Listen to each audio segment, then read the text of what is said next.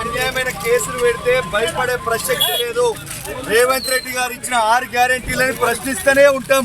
ఎటు పరిస్థితిలో భయపడేదే లేదు, ప్రశ్నిస్తూనే ఉంటాం. మీరు ఒక్కసారి ఆలోచన చేయండి. ఇలా అమ్ముడు పోయిన ఎమ్మెల్యేని అమ్ముడు పోయినామని అడిగితే కూడా ఇలా తీసుకొచ్చి అరెస్ట్ చేస్తున్నారంటే ఎంత బాధాకరమో ఇది ఆలోచన చేయండి. ఇలా పండుగ పుట్ట ఇలా అరెస్ట్ చేసి ఇంట్లో లేకుండా చేయడం ఎంత బాధాకరమో ఆలోచన చేయండి.